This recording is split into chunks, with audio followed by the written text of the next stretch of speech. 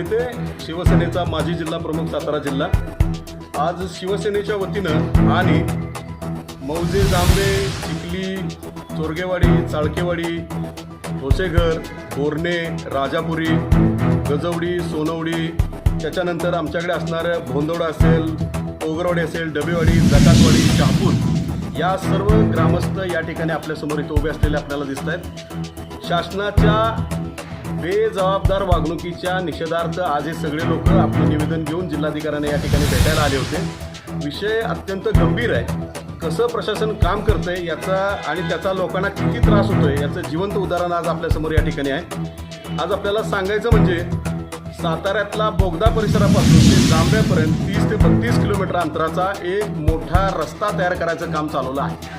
प्रचंड मोठा रस्ता आहे। मला मिळालेल्या माहितीनुसार तर जवळजवळ 80 फुटी रोड आहे आणि एवढ्या मोठ्या रस्त्याचं काम चालू असताना या जागेसाठी मूळच्या रस्त्यापासून नवीन रस्ता तयार करण्यामध्ये जे काय जमीन संपादित करावी लागेल किंवा मूळ केलेल्या रस्त्याचा मोबदला अजून लोकांना मिळालेला नाही, संपादित करणार असणाऱ्या जमिनीचा मोबदला अजून दिलेला नाही आणि कसल्याही पद्धतीची कुठल्याही ग्रामस्थांची कसलीही चर्चा न करता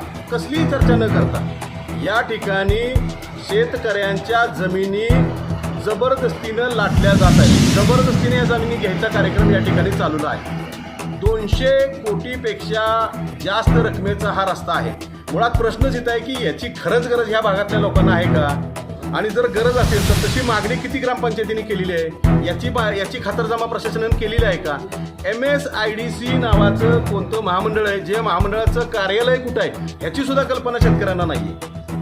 मग तुम्ही संपादन न करता त्या शेतकऱ्यांच्या जमिनी घेतल्याच कशा आणि तिथं तुम्ही कामकाज करूच कसं शकता, हा सर्वात महत्त्वाचा प्रश्न आहे। आणि याचाच जाब विचारण्यासाठी आज जिल्हाधिकाऱ्यांच्याकडे आलो होतो आम्ही, तर तेच आम्हाला विचारत होते की बाबा नक्की कुठं काम चालू आहे, म्हणजे एवढ्या मोठ्या प्रकल्पाचं काम या सातारा तालुक्याच्या ठिकाणी सुरू आहे त्याची सुद्धा स्थानिक प्रशासनाला माहिती आहे की नाही, हा सुद्धा प्रश्नचिन्ह निर्माण करणारा विषय आहे। मग एवढा मोठा प्रकल्प, तर मग हे जे शेतकरी जमा झालेत आज त्यांची उपजीविका ह्या त्या शेतीवर चालते आणि वरच्या भागातला पठार भागातला शेतकरी असेल ना, तो अत्यंत अल्पभूधारक शेतकरी आहे। त्याच्या जमिनीच मुळात कमी आहेत, त्याच्यात येणारं उत्पादन मुळात कमी आहे आणि रान वन्यजीव प्राण्यांपासून शेती वाचवून शिल्लक राहणाऱ्या उत्पादनाचा तर विषयच येत नाही। पण त्याच्यावर कशी आपली उपजीविका हे शेतकरी चालवतात आणि त्यांच्या जमिनी कसल्याही पद्धतीचा मोबदला न देता तुम्ही त्या ठिकाणी काम करू शकत नाही।